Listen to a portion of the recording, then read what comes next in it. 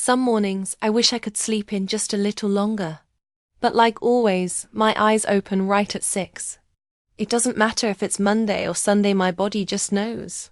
45 years of working as a secretary at Baker and Associates trained me to be this way. Even though I've been retired for years, my routine hasn't changed. I lie in bed, still and quiet, staring at the same crack in the ceiling I've been telling myself to fix for years now. 4 years to be exact. Just another thing that doesn't feel urgent anymore. I sigh, thinking that today will most likely be just like yesterday, nothing better, nothing worse. Let me introduce myself. My name is Nancy Holloway. I'm 68 years old. I live alone in a house that once echoed with laughter, busy footsteps, and long conversations at the dinner table. There used to be music playing from the kitchen, and Henry would always be humming some old tune. But now, all I hear is silence. It's been quiet ever since Henry passed away. 4 years ago, a sudden heart attack took him from me. Since then, I've slowly gotten used to the stillness. Too used to it, maybe. Some days, when the phone rings, I jump like it's something foreign. I've gotten that unaccustomed to company. Our home in Albemarle isn't grand or fancy, but it's a beautiful 2-story house with 3 bedrooms and a small garden where I grow roses. It's just the right size for a family. Henry bought it when he got a promotion at work, 30 years ago. I still remember how he beamed with pride, taking me by the hand and saying, "This is our nest, Nancy." Room by room we filled it not just with furniture, but with memories. We picked every lamp, rug, and picture together. We built a life here. Our son, Edmund, grew up inside these walls. He brought his fiancée, Tabitha, here for Sunday dinners. Their children, my grandchildren, took their first steps in the hallway. I finally pull back the blanket and rise from the bed, slowly putting on my warm robe. My joints ache more these days, and mornings are the hardest. I walk down to the kitchen, where everything is exactly as I left it yesterday, clean, orderly, but far too quiet. I make myself a cup of tea and pop bread in the toaster. The gentle clinking of dishes fills the air, but it only reminds me how empty the house feels now. I wasn't always this lonely. After Henry's passing, Edmund used to come by regularly. He'd help fix things around the house, and he always brought the grandchildren. We'd talk, eat together, sometimes even laugh. But as time passed, his visits grew fewer. Now, they mostly happen when something needs to be picked up or dropped off. He's busy, I know. He's an accountant with a large insurance firm and a family of his own. Edmund has always been a responsible man, even as a boy. I remember how he used to count every penny of his pocket money and store it in a piggy bank instead of spending it on candy or toys like the other kids. I was proud of his careful nature, but part of me always wished he had a little more of Henry in him. Someone who knew how to enjoy the little things, even if they didn't always make sense on paper. Edmund is 42 now, living in a comfortable house in the suburbs with Tabitha and their children, Rory, who's 15, and little Ivet, who's already 13. Tabitha stays home with the children. She's always been distant, reserved, I guess. Cold, if I'm honest. I've never really understood what tied her and Edmund together, other than maybe their practical approach to life. Perhaps I'm just being unfair. I finish my tea, rinse the cup, and prepare for my shower. It's Saturday. That means it's family dinner night. Once a month, on the last Saturday, Edmund and his family come to my house. It used to be something I looked forward to with excitement. I'd count the days, plan the meal, even wear something nice. Now, it feels more like a task to get through a performance I have to host. I head out later to buy groceries. I move slowly. There's no reason to rush. I've learned that hurrying at my age just invites sore feet and stubborn toes. I grab my beige coat and wrap a silk scarf around my neck. It's soft and still smells faintly like lavender. Henry gave it to me on our 30th wedding anniversary. I step outside into the familiar streets of Albemarle. It's a small town, the kind where most people know each other by name.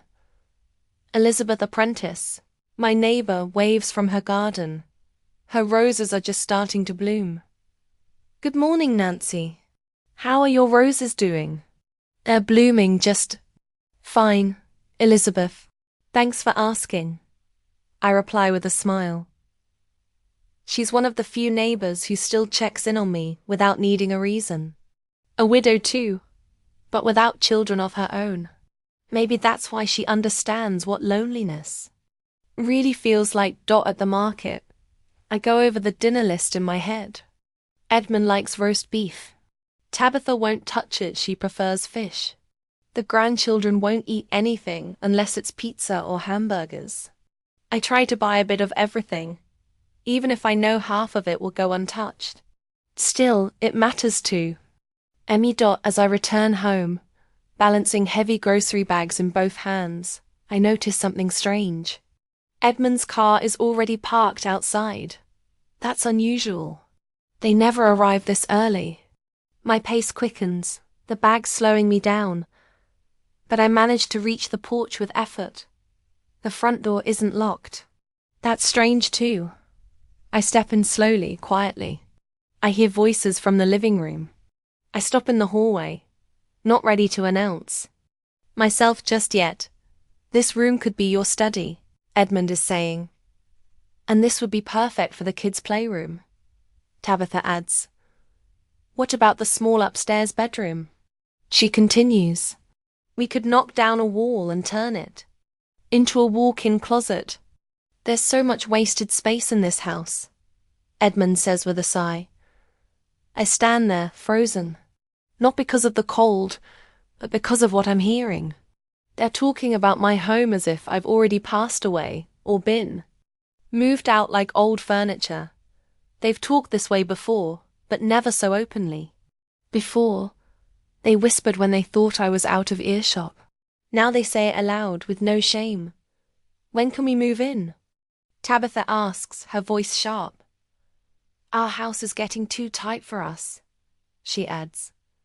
Soon, Edmund replies. I just need to convince my mother that a nursing home is what's best for her. That's when I decide I've heard enough. I walk to the front door and shut it loudly behind me. The sound startles them. I step into the living room, bags in hand. Edmund, Tabitha, what a surprise, I say, forcing a calm tone. I wasn't expecting you so early. They both freeze, startled. Then their faces shift into nervous smiles. Mum, we thought we'd come early to help you get ready, Edmund says, rushing to take the bags from my arms. How nice of you, I answer, knowing it's not true. And where are the children? I ask, glancing around. They're coming over tonight with the neighbors. Rory had soccer practice, Tabitha says, fixing her already perfect hair. I nod, holding my emotions in place, and make my way to the kitchen to start unpacking groceries. Edmund follows, still trying to sound casual. Mom, he begins. Tabitha and I were thinking, this house is a lot for you to manage on your own. Don't you think? I'm managing fine, I reply, unwrapping the beef. You know, he continues, there are some really great communities for people your age, places with good care, activities, other seniors to socialize with. I stop what I'm doing and turn to face him. Are you talking about a nursing home, Edmund? It's not just a nursing home, Mom, he says quickly. It's a community for active retirees. He tries to smile, but I can see it in his eyes. That same calculating look. There's something strange about the way he brings it up, too rehearsed, too polite, like a salesman trying to sell me a dream I never asked for. There's a pool, Edmund says casually, a library, even hobby. groups and walking paths. I glance up from the groceries I'm unpacking and meet his eyes. And who's going to pay for this wonderful little community? I ask, not bothering to sugarcoat my tone. He hesitates, just for a second, and then says, well, we could sell this house. But before he can get any further, I cut in. And where would that money go? I ask, though I already know the answer. I just want to hear him say it. Edmund shifts uncomfortably and scratches the back of his neck. Part of it will cover your stay at Sunny Hills. The rest, well, Tabitha and I could really use a bigger place. The kids are growing and our house feels tighter every year. I say nothing, just nod slowly and return to sorting through a bag of apples, placing them into the fruit bowl one by one. He stands there beside me, waiting. I can feel his eyes on me, hoping I'll react, maybe even agree with him. But I don't give him the satisfaction. Not yet. I need some time to think about it, I finally say. But if you're serious about wanting to help, the faucet in the bathroom's been dripping all week. His face lights up with relief. Of course, sure, he says, nearly tripping over himself to be useful again, and walks off toward the hallway. I remain in the kitchen alone. The silence stretches out around me like an old blanket. I let out a long, tired sigh. So that's what tonight is going to be like. By 6 o'clock, the house is filled with warm, familiar smells. Roast in the oven, apple pie cooling on the counter. I take my time setting the table in the formal dining room, the one we only use on holidays and special occasions. Tonight, it feels more like a test than a celebration. In the living room, Edmund and Tabitha are lounging on the couch, eyes glued to the television. Neither offers to help. Then the doorbell rings. The front door swings open, and in comes Rory, followed by Yvette. Both are tapping away on their phones, not even looking up as they enter. Hi, Grandma, Rory says absently, still staring at his screen. Yvette gives me the smallest nod before heading straight into the kitchen. No hugs, no conversation, just straight to the refrigerator. Dinner's almost ready, I call after them. Please wash your hands and come sit at the table. They act like they don't hear me. Rory grabs a soda. Yvette opens a bag of chips. Rory, Yvette, Edmund says as he steps into the kitchen. Grandma asked you to sit at the table. His voice lacks any real authority. It's more of a suggestion than a command. In a minute, Dad, Rory replies with a shrug. We're not even hungry, Yvette mutters, rolling her eyes. I watch them and think back to when they were small, when their faces lit up at the sight of me, when their little hands reached out for hugs and their laughter filled the house. What happened to those days? When did their warmth fade into indifference? Dinner begins, but joy does not follow. The air at the table feels thick with silence. Edmund and Tabitha keep exchanging glances. Quiet little signals passed across the roast and mashed potatoes. The kids poke at their food between texts, barely chewing before looking back down at their phones. How was school, Rory? I ask, trying to spark something, anything. He answers without lifting his eyes. And you, Yvette? I try again. Same as always, Grandma, she sighs, with a dramatic frown that would make an actress proud. Then Edmund sets down his fork. I can tell by the way he clears his throat that something's coming. Mum, we spoke with the director at Sunny Hills, he begins. It's that retirement place I mentioned before. They have space available and they'd be happy to show. You around next Saturday? I chew slowly, thinking. I haven't decided yet, Edmund. But Mum, he presses. It's a really great place. You'll love it. I promise. It's safer. You're getting older. And well, what if you fall or leave the stove on? In 45 years, I say, my voice even, I've never left the stove on. I take another bite before adding, and so far, I've managed just fine on my own. But it's just temporary. Tabitha jumps in. Let's be realistic, Nancy. People don't stay young forever. Eventually, you're going to need help. If I ever need help, I say, fixing my eyes on her, I'll let you know. If, of course, you're actually willing to help. Heavy silence settles over the table like a cloud. Of course. We're always here for you, Edmund says at last, clearing his throat. That's why we brought up Sunny Hills. It's the best solution for everyone. For everyone. I repeat, or just for you. Grandma, you're being kind of dramatic, Yvette says, her voice sharp as she finally looks up from her phone. We just want you to be happy, and so we can move into this house. Rory chuckles. Yeah, Dad promised I'd get the room with a view of the garden. Edmund shoots him a warning look, but it's too late. Tabitha's lips press into a tight line. Rory, no one's moving anywhere until your grandmother makes her decision, she says firmly. But you said we'd be moved in by fall, Rory protests. You even said we could pick out our room furniture. My chest tightens. It's not just an idea anymore. They've made plans. Without me. For my house. My life. I think we should go, Edmund says abruptly, rising from the table. We've got an early morning tomorrow.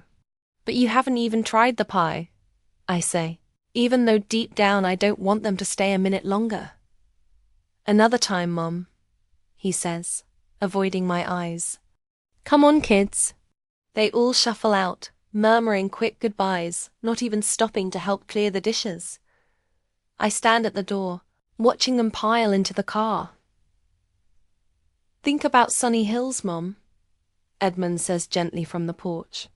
It's a really nice place. We'll pick you up next Saturday so you can see it. Okay, I'll think about it, I reply, though my thoughts are already heading somewhere else entirely. As their car disappears around the corner, I go back into the house and start clearing the table. My hands move mechanically and a plan matures in my head. Do they want my house? Do they think they can decide my fate? Well, I have a surprise for them. I look at Henry's picture on the mantelpiece. What would you do if you were me, dear? I ask quietly. Of course, the picture doesn't answer, but it's as if I can hear my husband's voice. Don't let them push you around, Nancy. You're stronger than they think. I nod my thoughts and pick up the phone. There is one call I have to make, but not today. I need to think things through first. I spent the next few days thinking. Not that I had many options. Edmund had made it clear what he wanted, but I wasn't going to give up without a fight. Henry and I had owned this house, paying the mortgage for 25 years. Every corner held our memories. Wednesday morning, I was watering the roses in the garden when the phone rang. It was Pearl Willis, an old friend of mine with whom we had once worked together at Baker and Associates. Pearl had left the law firm 10 years before me and had become a realtor selling houses in Albemarle and the surrounding area. Nancy, honey, how are you? It's been a long time, came her energetic voice. Hello, Pearl. I'm as well as I can be. I eased myself down on the garden bench with a sigh, the scent of roses drifting through the air. Pearl was trimming her hedges nearby, and as soon as she saw my face, she walked over, wiping her hands. On her apron, You look like someone just stole your favorite teacup, she said, plopping down beside me.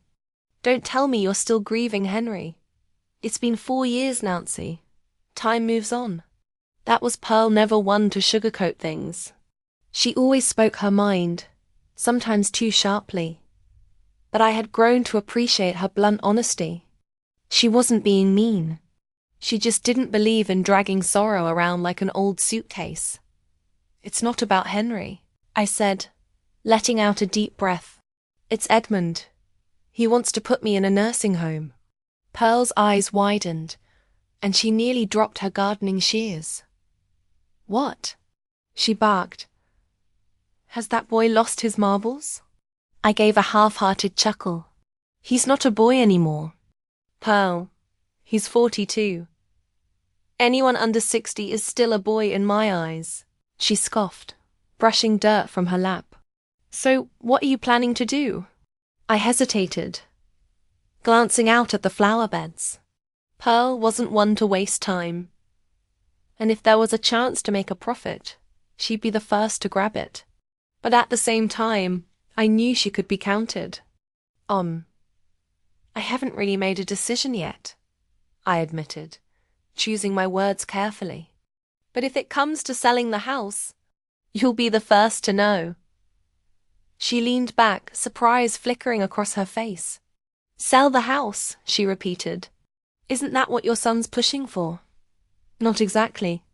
I gave her a slow smile. He wants me to just hand it over and quietly disappear. But if I sell it outright, well, that changes the game.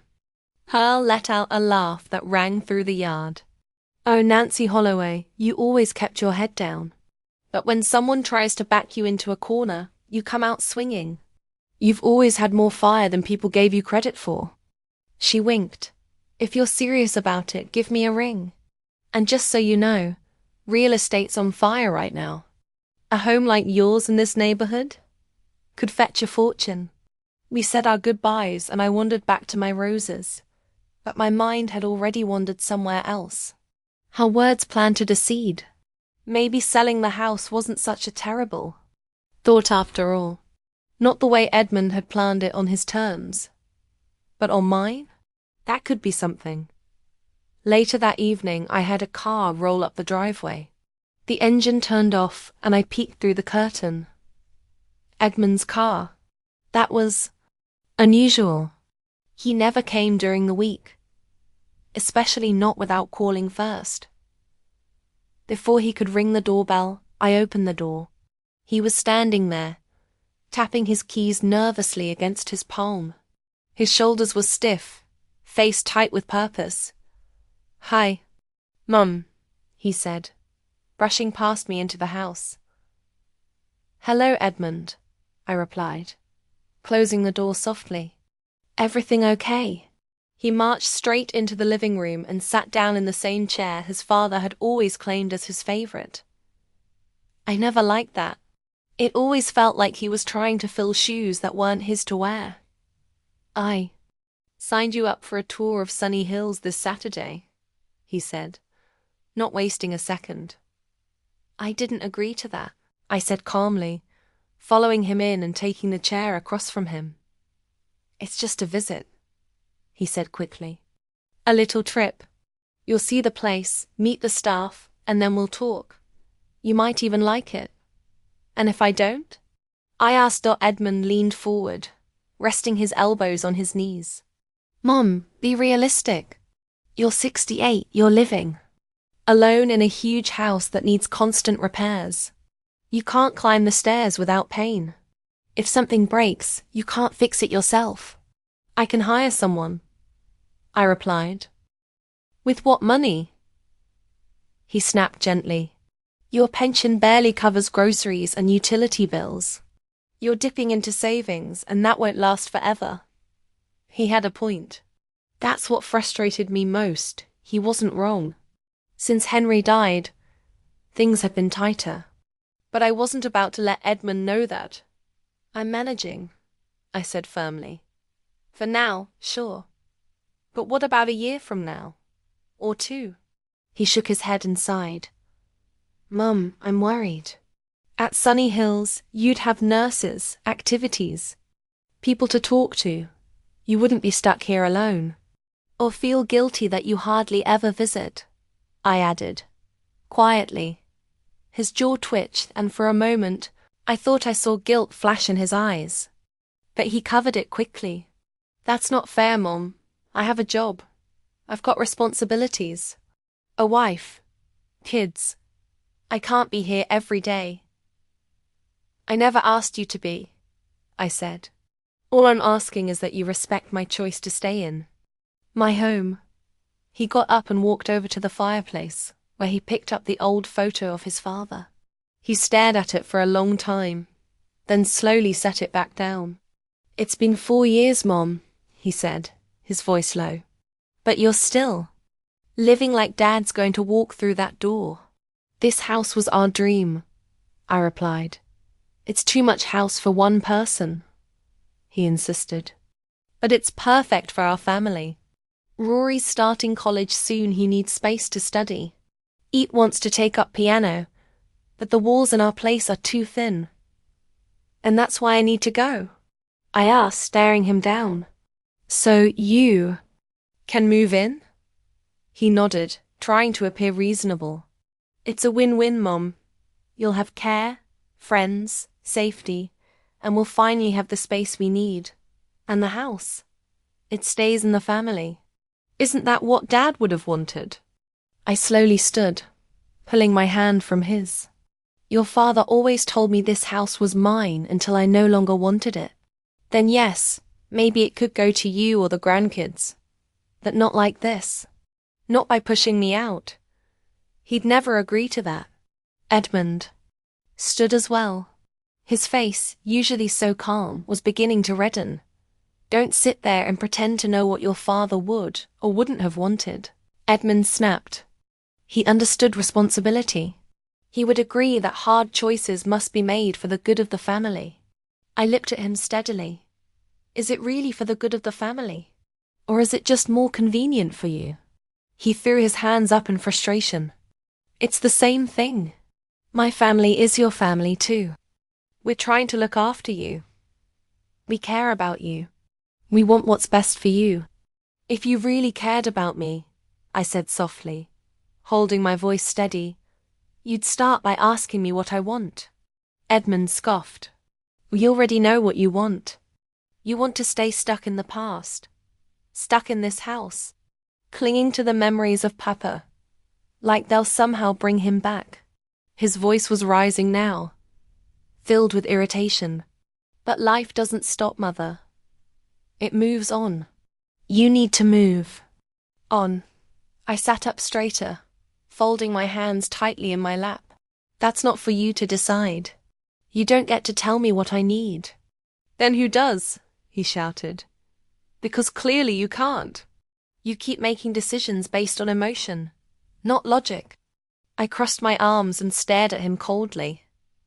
"Because I don't agree with you. That makes me incapable." "No, because it's not rational," Edmund exclaimed, pacing now. "What's the point of staying in a house that's falling apart? You could hurt yourself in here. One bad fall and you could lie on the floor for hours, days, even before someone notices." "This house is in good shape," I said firmly, fighting the lump in my throat. "Henry always looked after it. And I've done the same since he passed." Edmund rolled his eyes, waving dismissively. "Mother, please. The roof leaks. The paint is cracked. The garden is wild. You can't see it, but this place is falling apart. You're living in a fantasy, pretending everything's fine because you're afraid to face change." His words stung more than I expected. I blinked a few times, trying to push away the self-doubt creeping in. Was he right? Had I stopped seeing the truth? No, I wouldn't let him plant that seed. "I tend the garden every day," I said quietly. "I keep the rooms clean. I call for repairs when needed. No, the house isn't perfect, but it's strong. It's mine. And I'm not going to Sunny Hills. Not this Saturday. Not any Saturday." Edmund inhaled sharply, then exhaled as if trying to collect himself. "Okay, let's try something else. You sell me the house at market value. I'll use some of the money to pay for you to live at Sunny Hills in comfort, and you can keep the rest as your allowance. That way, everybody wins. It's fair. Reasonable. And what if I say no?" I asked, my voice even. He looked tired now, frustrated. "Mum, don't make this more difficult than it needs to be." I'm doing my best to solve this in a way that works for everyone. No, I said, shaking my head. You're solving it in a way that works for you. You're not even listening to me. He threw up his arms. Fine. What do you want then? What do you want, Mom? I want to stay in my house, I answered without hesitation. That's not possible, he shouted. You can't stay here. It's unsafe. It's not realistic anymore. I looked him in the eye. Unsafe for whom? Me, or for your future plans? That hit a nerve. I saw his jaw tighten. His fists clenched at his sides. You're impossible, he exploded. I'm trying to help you. Why are you making it so hard? Because this is my home, I said quietly. And I'm not ready to leave it. His voice cracked into a shout. It's not your home anymore. His hands shook with anger. It's just an empty shell now, filled with fading memories and dust. Papa's gone. This house should serve the living, not the dead. His words hit me like a slap. I physically stepped back. My own son, had never spoken to me like that before. Not even during his rebellious years. Edmund. I tried to speak, but he cut me off. No, Mother, that's enough. Stop pretending nothing's changed. You're getting older. You can't live here on your own anymore. You're risking your life over a sentimental obsession with a crumbling building. It's not your decision, I said, my voice shaking now. Yes, it is, he said, stepping closer to me. His voice had turned cold. I'm your son. That makes me responsible. And if you can't make a rational choice, then I will. You don't have the right. I do, he snapped. I have children to think about. We don't have room for you in our house. And this place? It's too much for you. It's just wasted space for a lonely old woman. I flinched, his words cutting deep. Is that what I am to you? I asked quietly. Just a lonely old woman? He looked down, guilt briefly flashing across his face. You know that's not what I meant. No, I interrupted. That is what you meant. I'm not a mother anymore. Not to you. I'm not a person with thoughts and feelings. I'm just a problem. An inconvenience. Something in the way of what you want. That's not true, but it is, I said, my voice firm. And we both know it. There was silence. I took a breath, my decision already made. I'm not going to Sunny Hills. I repeated. And I'm not selling you the house. That's my final answer. Edmund stared at me, stunned.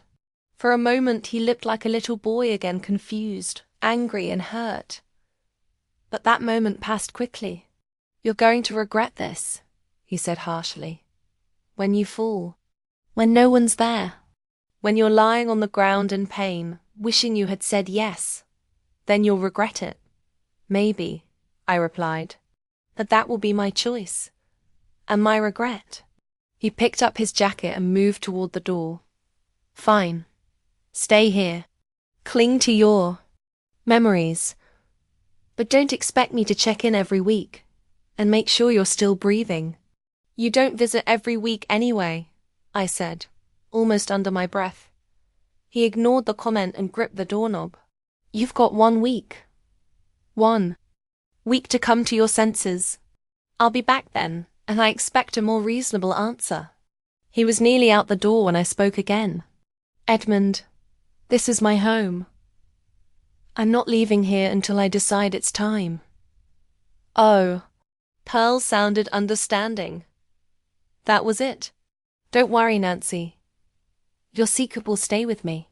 And I have to say, I'm impressed. I didn't know you had that kind of a determination. I didn't know it either, I answered honestly. Not until today. After it hung up, I went back into the living room and sat down in Henry's chair. It was the first time I'd allowed myself to do that in years. Closing my eyes, I could almost feel his presence, his support. I know what you're thinking. Darling, I whispered. That I should forgive Edmund, that he was our only son. That sometimes forgiveness doesn't solve the problem. Sometimes a lesson is needed, and I'm going to teach him one. I opened my eyes and looked at the clock. It was almost 8 o'clock in the evening, but I felt an extraordinary use of energy. Tomorrow was a big day and I had to prepare. Pearl was the best realtor in Albemarle for a reason. She knew how to sell a house quickly and profitably. And I knew how to teach Allison to a son who'd forgotten to respect his mother. I rose from my chair and went into the kitchen to make tea. A plan began to form in my head, clear, simple and effective. Edmund wanted the house. Well, I would sell it, but not to him. And by the time he found out, it would be too late. Pearl arrived the next morning at 10 o'clock sharp as promised. She had always been punctual, a trait I appreciated. I met her at the door with a cup of freshly brewed coffee. Gosh, Nancy, you look determined, Pearl remarked as she entered the house. What did that rascal do? I told her about last night's conversation, trying to be objective, though it wasn't easy. Pearl listened, shaking her head at times. And then keep on Ian. When I got to the part where Edmund told me to get lost, she couldn't stand it. What a horror. And that's your son. We raised them. Give them everything. And she didn't finish the sentence, but I knew exactly what she meant. I want to sell the house as soon as possible, I said. And without Edmund finding out about it until the last possible moment. Pearl nodded, pulling a notebook out of her bag. I see. The market's good right now, especially in your neighborhood. Houses here rarely come up for sale, and the demand is high. But we'll need to do an appraisal. Maybe do some minor cosmetic repairs to attract more favorable buyers. There's no time for repairs, I objected. Edmund gave me a week to think about it, and then he promised to come back. He want the house to be sold by then, or at least in the process of being sold with the papers signed. That's ambitious. Pearl tapped her pen thoughtfully on her notebook. But not impossible. I have several clients who are looking for a house in this very neighborhood. If they agree to a quick deal, and don't haggle, we can make it work. We spent the next hour talking details. Pearl toured the house, taking notes and pictures for the listing. I quoted the price I was hoping for, and was pleasantly surprised when Pearl said we could ask even more. The house is in great condition, Nancy. I can see that you and Henry have taken good care of it. Yeah, there are some minor flaws, but nothing critical. The large lot, nice neighborhood, proximity to schools and parks all add to the value. When we're done, Pearl promised to contact potential buyers and arrange viewings in the next few days. In the meantime, she said, I'd suggest you start sorting things out. Decide what you'll take with you and what you'll keep or sell with the house. That was good advice. After Pearl left, I went up to the second floor and went into the bedroom. Where to start? 30 years of living in this house had accumulated so much stuff, clothes, books, souvenirs from my travels, photo albums, furniture, dishes. It's impossible to take everything. I pulled several large boxes out of the closet that we kept for Christmas decorations and started with the most important things. Documents and photos. Birth certificates, marriage certificates, insurance papers, Henry's will, house deeds, tax returns, all of which I neatly stacked in a separate folder. Then I moved on to the photo albums. There were a lot of them. Our whole life in snapshots. I spent hours flipping through the pages, remembering every moment. There was our wedding, me in a simple white dress, Henry in a rented suit. We were so young and hopeful. Here is Edmund's birth, a tiny bundle in my arms. And I look at him with the adoration that only a young mother can feel for her firstborn.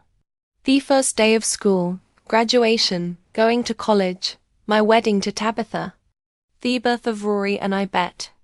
Looking at those pictures, I couldn't believe that the same boy I loved so much was now telling me to get lost.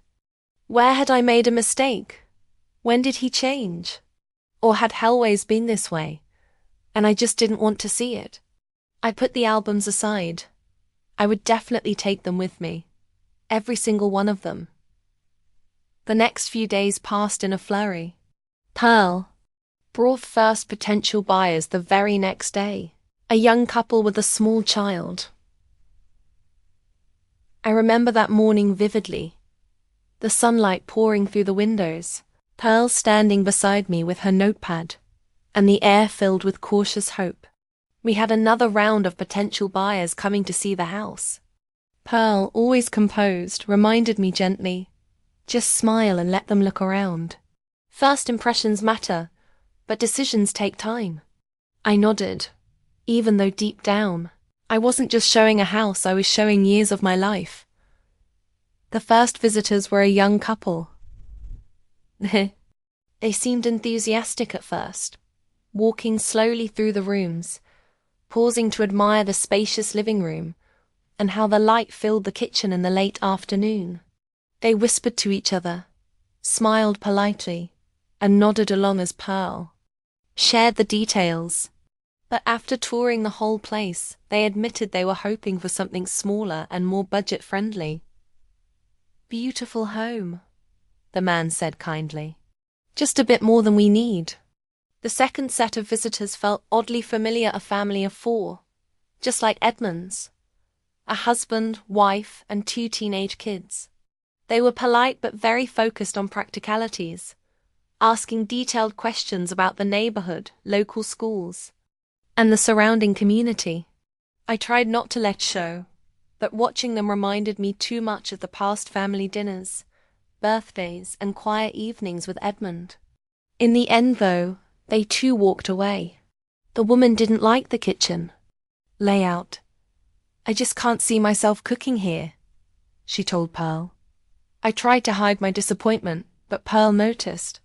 She patted my hand and said, "Don't take it personally. It's normal. First-time buyers are often unsure. They need to see several homes before deciding. Tomorrow we'll have more viewings." True to her word, the next day brought new hope. A quiet, middle-aged couple came by in the afternoon. From the moment they stepped through the door, I felt something different. They weren't rushing or skeptical. They took their time and moved through the house slowly, pausing in each room like they were imagining their lives there. Pearl leaned close and whispered, "These could be perfect buyers." Their names were Robert and Judith Pearson. He had recently retired after working as an engineer for decades, and she was still teaching at a public school. They had just sold their larger home in the suburbs and were now looking for a more compact space closer to the city, but with enough room to host future grandchildren. As they walked through the garden, Robert smiled warmly and turned to me. "We really like your house, Mrs. Holloway. It's got character, and the light is just wonderful. We'd like to make an offer." His wife nodded beside him, already picturing where the guest bed would go, and how she might arrange flowers near the patio. I glanced at Pearl, who gave me a quiet, confident nod. "That's wonderful," she said, taking over with her usual calm professionalism. "Let's meet in my office tomorrow and go over the details. I'll make sure all the necessary paperwork is ready." After they left, Pearl hugged me tightly. "This is good news, Nancy," she said with genuine joy. "The Pearsons are serious, and they already have cash ready from the sale of their previous house. If all goes well, we can close in just a few days." I felt a strange mix of relief and sadness. Yes, I wanted to sell the house. I had made that decision long ago. But as I looked around at the empty walls and fading sunlight on the wooden floor, a deep wave of emotion crept in. I had spent so many years here, made so many memories, happy, painful, all of them real. Suddenly, I turned to Pearl and asked quietly, "Do you know anywhere I could get an apartment? Not here in Albemarle, Somewhere far. Somewhere different. She looked surprised, but only for a moment. I know someone in Bridlewood. It's a quiet coastal town about 100 miles away. Peaceful, scenic, not crowded. Would you like me to call him? I nodded. Yes, please. Something small and comfortable. If it's near the ocean, even better. I'll reach out to him tonight, she promised. But for now, let's prepare for the meeting with the Pearsons. If their offer is solid, we can move ahead with everything right away. And it all happened just like she said. Robert and Judith offered more than I had expected. They didn't want to risk losing the house to someone else. We signed a preliminary agreement the next day, and I received a deposit of 10%. Pearl said all that remained was preparing the final documents, which would take a few days. In the meantime, she had already spoken to her colleague in Bridlewood. Michael is expecting you this Friday, she told me. He'll show you a few places. If you like any of them, we can move quickly. I nodded, knowing I had only a few days left before Edmund returned. I had to act quickly.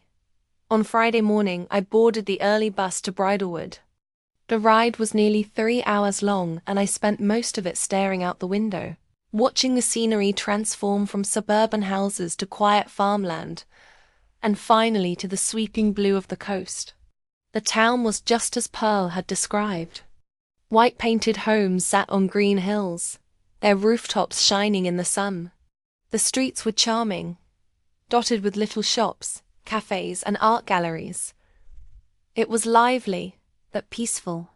No rush, no noise. Michael met me at the station. He was a tall man, with kind eyes and greying hair. "Mrs. Holloway?" he asked, offering his hand. "I'm Michael Jenkins, Pearl's friend. Welcome to Bridlewood." "Thank you," I replied. "It's even more beautiful than I imagined." He smiled. "Oh, just wait until you see the coast. We have sunsets here that'll make you forget every worry you've ever had." Michael showed me 3 apartments. The first one was too cramped, barely enough space to move around. The second one was in a quiet area, but too far from the town centre. I was beginning to wonder if I had come all this way for nothing. Then, we walked into the third apartment, and I felt something shift. It was just right. A cozy apartment on the second floor of a quaint old building. The floors were made of old polished wood, and sunlight streamed through the large windows. A small balcony looked out over the vast blue ocean. 2 bedrooms, a connected living room and kitchen, a tidy bathroom. It felt peaceful the moment I stepped in. "This is what I was looking for," I said, standing on the balcony and looking out at the endless blue of the ocean. I thought. "So?" Michael nodded. "Pearl said you wanted something special. This apartment belongs to an old friend of mine who lives in Europe now. He's renting it out with an option to buy it if you like living here." We discussed the terms of the lease, and I signed a 6-month lease with an option to renew. The rent was reasonable, especially considering the view. Michael promised that the apartment would be ready for occupancy early the following week. As I drove back to Albemarle, I felt a strange mixture of emotions. The joy of finding a new home, the sadness of parting with the old one, the satisfaction that the plan was coming to fruition, and the anxiety of the inevitable confrontation with Edmund. The next day, Pearl and I met with the notary to prepare the paperwork for the sale of the house. Everything went smoothly, and we scheduled the final signing for Tuesday, the day before Edmund was due back. "You should open a new bank account," Pearl advised. "Preferably at a different bank from the one you have now. And don't tell Edmund about the new account." I followed her advice and went to First National Bank in the neighbouring town of Riverdale on Monday morning. There, I opened a new account in my name, explaining to the manager that I was planning a move and wanted access to my funds in my new location. "When we close the deal tomorrow, the money will be transferred to this account," Pearl said when I returned. Now, let's continue sorting through your things. What did you decidetto take with you? Over the past week, I've gone through almost everything I've accumulated in the 30 years I've lived in this house. Some things I decided to sell with the house. Most of the furniture, kitchen utensils, garden tools. The Pearsons didn't mind. They even liked the fact that they wouldn't have to buy everything they needed at once. I decided to take only the essentials and valuables. Clothes, personal items, jewelry, photo albums, a few books, a painting Henry had bought for our 50th anniversary, his collection of antique clocks and a box of letters we'd written to each other during his business trips. I've ordered a truck for Wednesday morning, Pearl said. They load your things and take them to Bridalwood. You can go with them or separately, whichever you prefer. I'll take the bus, I said. I don't want to risk running into Edmund if he gets here early. Pearl nodded. Reasonable. I'll be here when the movers arrive, and I'll make sure they pack and load everything properly. At exactly 10 o'clock on Tuesday morning, Pearl and I stepped into the notary's office where we were to meet the Pearsons and their attorney. The place was quiet, formal, and filled with the crisp scent of paper and coffee. The Pearsons were already there, seated across the long table, their lawyer beside them. Everyone exchanged polite greetings and the meeting began. The signing process stretched out longer than I expected. There were many documents to go through, each needing multiple signatures and duplicate, or even triplicate. Every time I signed my name, it felt like I was letting go of a piece of my past. After nearly an hour, the notary finally placed his final seal on the stack and extended his hand toward me. Congratulations, Mrs. Holloway, he said with a kind smile. The transaction is complete. And just like that, it was done. The house I'd lived in for 3 decades, the place that held every important memory of my adult life, now officially belonged to someone else. I nodded, feeling a curious mix of relief and sorrow swell inside me. 30 years of living, 30 years of love, loss, and laughter all signed away with the stroke of a pen. Turning to the Pearsons, I asked, "So, when do you plan to move in?" Robert gave me a respectful nod. "We'd like to start moving in by the end of this week, if that's all right with you. Of course, we know you'll need time to finish packing." I offered a small, reassuring smile. "That's perfectly fine. I'm nearly done, actually. The movers are coming tomorrow to take the rest of my things. After that, the house is all yours." Judith reached over and gently took my hand in both of hers. "Thank you, Mrs. Holloway, for trusting us with your home. We'll care for it as dearly as you have all these years." Her words touched something deep inside me. I found myself unable to speak, simply nodding in gratitude. It was more emotional than I had anticipated. After we finished with the paperwork and said our goodbyes, Pearl and I walked to a small cafe nearby, just a block from her office. We found a quiet corner and ordered coffee. The scent of roasted beans and fresh pastries filled the air. "So," Pearl asked gently once we settled in, "how are you feeling?" I paused, staring into the dark liquid in my cup. "Strange," I admitted honestly. "It feels like part of me is still in that house, holding on, while another part is ready to move forward. I didn't expect it to feel like this." Pearl nodded with understanding. "That's completely normal. A home isn't just wood and nails. It's a place where your memories live. But you know what? A new life can be exciting too, especially when you have the freedom and resources to truly enjoy it." She had a point. The sale had brought in a generous sum. Even after paying her commission and covering all the taxes and fees, I had more than enough left to live comfortably. If I chose to buy a condo in Bridalwood once the lease ended, I could do so without hesitation. "What are you planning to do once you've settled in?" Pearl asked, stirring her coffee. I leaned back in my chair. Honestly, I hadn't given it much thought. The last few weeks have been filled with packing, sorting, and preparing for the move. I don't know yet, I said after a moment. Maybe find a new hobby, or even a part-time job. I learned a lot working at the law firm. Those skills could be useful. Pearl smiled. Bridalwood has a few small legal offices.